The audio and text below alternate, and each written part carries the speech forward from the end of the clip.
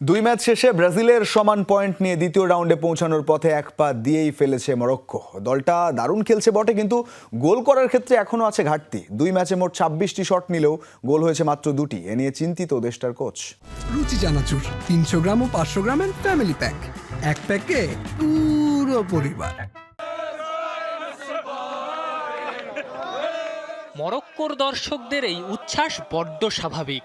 গত বিশ্বকাপের সেমিফাইনালে খেলা মরক্কো এবারের বিশ্বকাপেও এখন পর্যন্ত দারুণ এক্সাইটিং ও এন্টারটেইনিং ফুটবল দিয়ে সবাইকে মুগ্ধ করে চলেছে আফ্রিকান দলটা। দুই ম্যাচ শেষে এখনো আনবিটেন মরক্কো।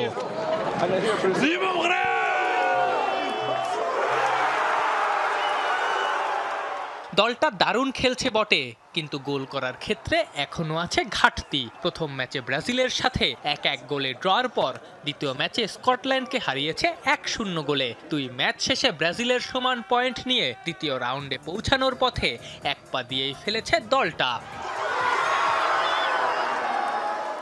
কিন্তু দেশটার কোচের কপালে চিন্তার ভাঁজ। দুই ম্যাচে মোট 26টি শট নিলেও গোল হয়েছে মাত্র 2টি। দুটো গোলই করেছেন ইসমাইল সাইবারি। স্কটল্যান্ডের বিপক্ষে ম্যাচের মাত্র 71 সেকেন্ডে গোল করে এবারের বিশ্বকাপের দ্রুততম গোলের রেকর্ড গড়েছিলেন সাইবারি।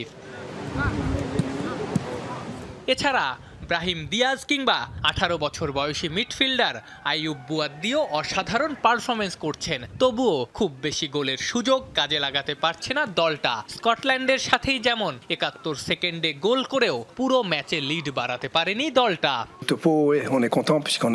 অবশ্যই আমরা দ্বিতীয় গোলটি করতে চেয়েছিলাম, যাতে আরো স্বস্তিতে থাকতে পারি। আমাদের কিছুটা কার্যকারিতার অভাব ছিল, তবে ইসমাইল সাইবারি এরই মধ্যে 2টি গোল করেছে। সে ধারাবাহিকতা বজায় রাখছে। আমি আশা করি অন্যরাও গোল করতে শুরু করবে।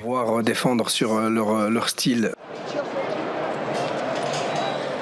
মরক্কোর শেষ ম্যাচ হাইতির বিরুদ্ধে।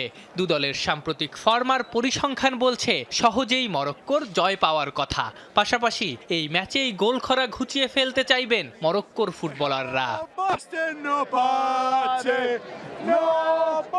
আফনান পিয়াল, যমুনা স্পোর্টস।